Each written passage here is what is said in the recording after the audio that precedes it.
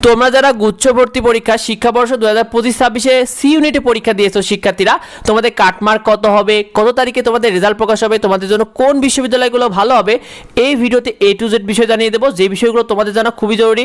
এটা জানলে তোমাদের আর অন্য কোথাও ছোটাছুটি করা লাগবে না। শিক্ষার্থীরা দেখো, তোমাদের গুচ্ছে সি ইউনিটে তোমাদের মোট বিশ্ববিদ্যালয় রয়েছে 20টি, মোট আসন সংখ্যা 2449টি। 2025 সাল অনুযায়ী শিক্ষার্থীরা মোট আবেদন করেছে 25,216 জন, অর্থাৎ সেক্ষেত্রে পরীক্ষা দিয়েছে 19,606 জন, অর্থাৎ পরীক্ষা দিয়েছে আবেদনেরও 77%, অর্থাৎ অনেক কম শিক্ষার্থী কিন্তু পরীক্ষা দিয়েছে এবার শিক্ষার্থীর, কারণ অনেক দেরিতে পরীক্ষা হয়েছে।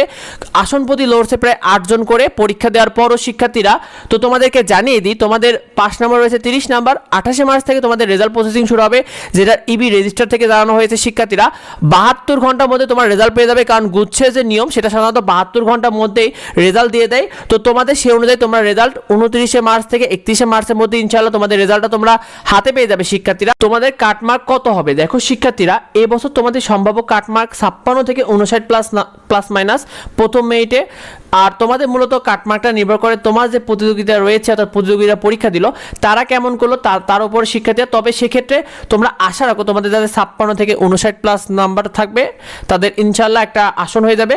আর ওয়েটিং থেকে 53 নাম্বার প্লাস মাইনাস থাকলেও তোমার একটা আসন হওয়ার সম্ভাবনা থাকবে শিক্ষার্থীরা।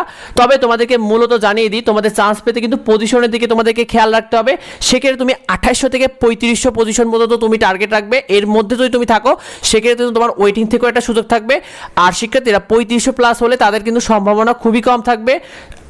আর তোমাদেরকে মূলত বলি যে দেখো, জিপি এর উপরে তোমাদের নাম্বার নেই, অর্থাৎ জিপির উপর যেহেতু নাম্বার নেই সেই ক্ষেত্রে কাট নাম্বারটা বেশি হবে শিক্ষার্থীরা। আর তোমাদের প্রাপ্ত নম্বর নয়, মূলত তুমি কত পজিশনে থাকছো এটাই মূল, অর্থাৎ তোমার পজিশনের দিকে তুমি খেয়াল রাখবে যে তুমি মূলত কত পজিশনে থাকছো।